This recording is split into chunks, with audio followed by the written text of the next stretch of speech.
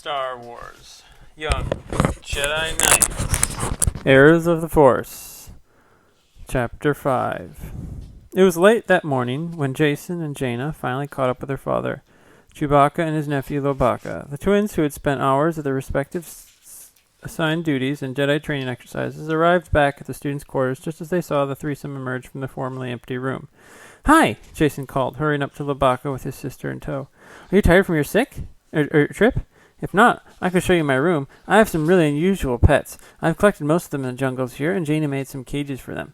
And you should see those cages. And Jaina could show you her room, too. She's got all sorts of broken-down equipment that she uses to build things out of." In his enthusiasm, Jason never even paused to take a breath. The much taller Lobaka looked down at the human boy as Jason rattled on. "Do you like animals? Do you like to build things? Do you bring pets or equipment with you from Kashyyyk? Do you like—" His father chuckled at the stream of questions. "There'll be enough time for that, kid. We've spent most of the morning with Luke, and we've got Lobaka settled in his room. You two want to take him on a tour of the academy, get him familiar with the place? By now you probably know your way around better than Chewie or I do." "We'd love to," Jaina answered before her father had finished his sentence. We're the perfect tour guides," Jason added with a confident shrug. "Jaina and I came to the academy for the first time when we were only 2 years old." He smiled with a cocky, lopsided grin, the one their mother always said made him look just like his father. Lobaka gave an interrogative growl. "Yeah, so many times you've given this tour," Han translated. "Well," Jason sputtered, his face reddening slightly, "if you mean the official capacity as opposed to, What he means is," Jaina put firmly, "this is our first time." Loie exchanged a glance with his uncle. Chewbacca raised a furry brown arm, indicated a long corridor with a flourish of his hand, and gave a short bark. "All right," Han said. "Let's go." The twins led the group down a set of mossy, cracked stairs to the main level and out into the grassy clearing in front of the great temple. Jason was eager to prove himself a good tour guide, pointing to each squarish level of the gigantic pyramid as he spoke. "At the very top is an observation deck that gives one of the best views of the planet Yavin overhead." At the very top is the observation deck that gives one of the best views of the big planet Yavin overhead. "Unless, of course, you climb one of those huge old Masashi trees in the jungle," he said with a laugh. "The top level of the pyramid is only one enormous room. The grand audience chamber. That can hold thousands of people. That's where the Jedi trainees gather when Master Skywalker gives his lessons," Jaina said. Jason went on to explain that the lower levels have been remodeled in recent years. The larger level, directly below the grand audience chamber, housed those who lived with the Academy trainees, Academy staff, and Master Skywalker himself, and contained rooms for storage or meditation, as well as chambers for guests and visiting dignitaries.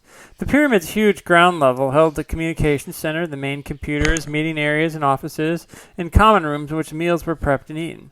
It also held the strategy center, where the chamber that had been known as the War Room in the days when the temple had housed the Alliance's secret base.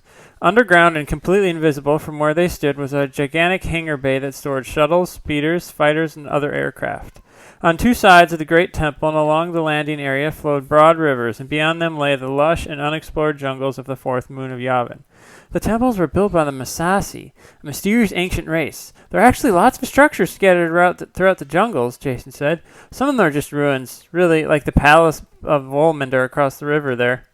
He described the power generating station next to the main temple, a series of plate-shaped wheels twice as tall as Jason himself, standing on an edge and connected through the center by a long axle. "So you see," Jaina said, picking up the narration where her brother had left off, "with the power station, the river, and the jungles, the Jedi Academy is fairly self-sufficient. Come on, let's go inside." The tour concluded at the twins' quarters, where Jason and Jaina delighted in showing their father and the two Wookiees their respective treasure troves and pets and salvaged bits of machinery. Han Solo beamed with fatherly pride. Lobaka displayed a gratifying if subdued interest in the creatures in Jason's menagerie. When the group moved to his sister's room, Jason quickly slid the crystal snake he had been showing off back into its cage and hurried after them. By the time he bounded through the door, Lobaka was already engrossed in assortments of gadgets and the wiring they spread across Jaina's floor. He was far more interested in electronics than wild jungle creatures. "Do you like working on machines, Lobaka?" Jaina asked, bending next to the gangly Wookiee. The hairy creature expressed his fascination with such a long series of grunts, growls, and grumbles that Jason was at loss to understand how a simple yes or no question could produce such an animated answer. As usual, their father translated. First of all, Lobaka would take it as a great sign of friendship if you could call him Loey. Jason gave a pleased nod. Loey, huh? I like that. And for the rest, Han continued, well, I'm not sure if I follow all of it. The thing he really gets excited about is computers. Jaina patted the young Wookiee on the shoulder. We can do a lot of things together then, Loey. Chewbacca chuffed in agreement. But Jaina's forehead furrowed with sudden concern. Dad? She said it's obvious that Loey has studied our language and understands us well as Chewie does, but we can't understand him. After all, it took you years to learn the Wookiee language. How is he going to get by here at the Jedi Academy where nobody can understand him? Jason nodded agreement, then looking at the young Wookiee, who will translate for us? They were interrupted at this point by a triumphant bark from Chewbacca. We have just the answer for you, Han said, clapping his hands and rubbing them together. A little something that C-3PO and Chewie cooked up. Chewbacca turned and held a shiny metallic disc for everyone to see. The sideways ovoid apparatus was silver, slightly longer than Loey's hand and about 4 fingers thick, flat on its back and rounded on the front. It looked like a face with 2 yellow optical sensors unevenly spaced near the top, a more or less triangular protrusion toward the center, and a perforated oblong on the lower portion that Jason took to be the speaker. Chewbacca fiddled with something at the back of the device, and the yellow eyes flickered to life. A thin, metallic voice, careful and correct, issued from the tiny speaker. Greetings. I am miniaturized translating droid, EMTD, specializing in human-Wookiee relations. I am fluent in over 6 forms of communication. My primary programmed function is to translate Wookiee speech into other humanoid languages. It paused expectantly, then added, Might I be of assistance? Jason laughed. It can't be, Jaina gasped. It sounds just like 3PO. Almost, their father replied, his mouth twisted in a wry amusement. He scratched under his collar with one lazy finger. A little too much like 3PO for my money. But since he did most of the programming on EMTD, I couldn't talk him out of it. He shrugged apologetically. Why don't you guys kids try it out during the midday meal? Chewbacca and I still have some business to discuss with Luke, and we'll take off in the Falcon later this afternoon. We've got to see Lando at his mining station. The common room the Jedi trainees used as a mess hall was filled with wooden tables of various heights. The seats, chairs, benches, nests, lodges, cushions, stools came in a broad variety of shapes and sizes to accommodate the differing customs and anatomies of human and alien students. The plant-like members of the Jedi Academy had gone outside into the bright sun-washed steps of the great temple where they could soak up light from Yavin's white sun and photosynthesize for nutrients, adding small packets of minerals into their digestive orifices. Inside the mess hall, though, dozens of unusual species sat together eating exotic foods particular to their own kind. Jason followed a step behind, still chattering about the old Misasi temples, as Jaina found a table at one end of the large hall that made a chair appropriate for Lobaka. So far, Jason had been unable to elicit more than a few nods and gestures from the Wookiee, who seemed deep in thought, intent on absorbing sights, smells, and sounds around him. Determined to start a real conversation with the new trainee, Jason cast about in his mind for a good question. So, Loey, how much stuff do you need to move in? That was a question. How old are you? No, that would get him only a short answer. And anyway, their father had been told them earlier that morning that Loey was 19, barely an adolescent by Wookiee standards. Maybe something like, how do you know you want to become a Jedi? Yes, that was good. But before he could pose the question, the solid, muscular form of Tenel Ka swung into the seat next to him, across from Loey. New student, she said, acknowledging Lobaka in the brief, direct way that was so characteristic of her. Loey, Jason said, this is our friend Tenel Ka from the planet of Dathomir. And this, Jaina responded, making introductions for her side of the table, is Lobaka, nephew of Chewbacca from the Wookiee homeworld of Kashyyyk. Tenel Ka rose formally, inclined her head, tossing her red gold hair. Lobaka of Kashyyyk, I greet you, she said, returned to her seat. Lobaka nodded in return and uttered 3 short growls. Jason waited for a moment and looked at the little translated droid clipped to Loey's belt, but nothing happened. Well, Jaina said unexpectedly, are you going to translate for us, EMTD?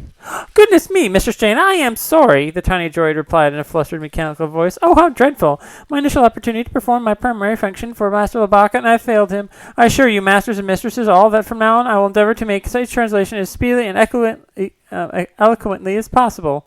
Labaka interrupted the translating droid self-reproach with a sharp growl. Translate?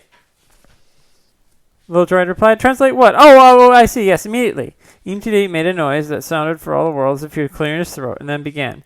Master Labaka says, may no sun rise upon a day, nor any moon upon a night, in which he is not as honored to see you and being in your presence as he is at this very moment.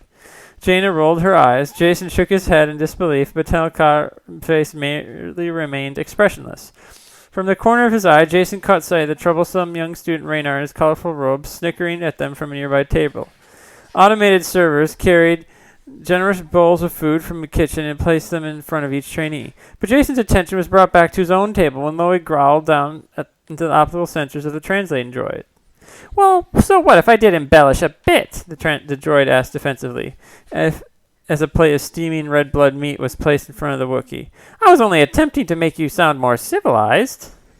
Labaka's threatening growl left no doubt as to whether he was grateful to the droid. Very well, EMTD huffed. Perhaps a better translation of Master Labaka's words would have been, the sun has never shined so brightly for this humble Wookiee as this day we met. Jason accepted a hot cup of soup that his sister passed across the table to him. He shot a questioning glance at Loie, who growled again at EMTD.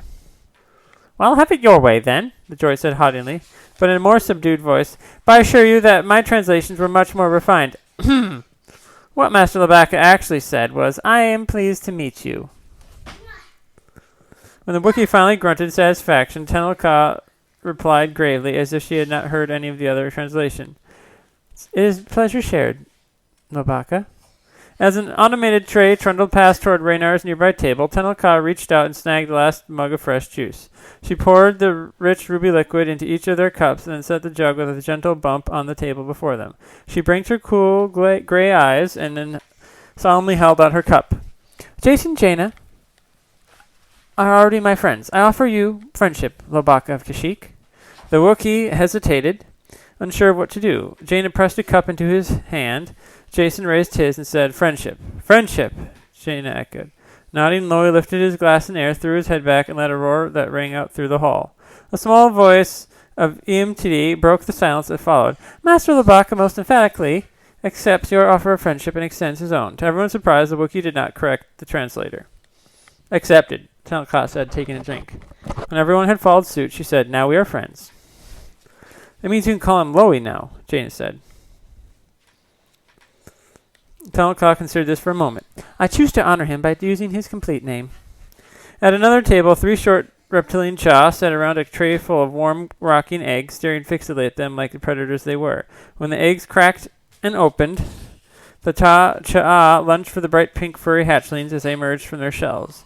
2 whistling avians shared a plate full of thin, wreathing threads covered with fluffy blue hair, tantalizing ropey caterpillars which slurped one at a time through their narrow, horny beaks. As Jason sat at the table spooning his soup, trying to think of something amusing to say to Tenel, or at least to continue the conversation with Loie, he caught a glimpse of a movement out of the corner of his eye, something slithering toward the table beside them. A glassy glitter, a serpentine flash. Jason's heart leapt to his throat. He suddenly wondered if he had fastened the cage of his crystal snake when his father and the Wookiees had finished the tour of their chambers. Hey, Raynar said, leaning over the table beside them, his flashy robe so brilliant they made Jason's eyes ache. Would you mind giving our juice jug back? Raynar used his own Jedi powers to snatch the rug from their table and carry it through the air back to himself. Next time, please ask before you just take it. He leaned back and crossed his arms over his chest with a self-satisfied expression. Just then, light fell on the crystal snake, and Jason saw it with perfect clarity. It reared up on Raynar's lap and hissed at him, its flat triangular head staring the boy right in the face. Raynar saw it and shrieked, losing his forced concentration. The jug wobbled, then fell, spilling deep red juice all over his bright red robes. Jason leapt to his feet and jumped for the snake. He had to catch it before it wreaked more havoc. He tackled Raynar, trying to grab the serpent from the boy's lap. Raynar, thinking he was being attacked from all sides, screamed in terror at the top of his lungs. As he and Jason struggled, the entire table toppled over, spilling dark brown pudding, knocking other beverage containers right and left, spraying food on Raynar's companions at the table. Tennille, caught and understanding the problem, but always ready to defend herself, jumped into the fray. She picked up Jason's hot soup and hurled it at Raynar's companions, who, seeing the attack coming in a new front, decided to retaliate. A platter of honey noodles sailed across the dining hall toward Jaina, but she ducked. The noodles instead splattered and clung to the bristly white fur of a Tals, a bear-like creature that stood up and bladed a musical note of dismay. When Jaina saw the noodles sticking to the alien's white fur, she couldn't herself from laughing.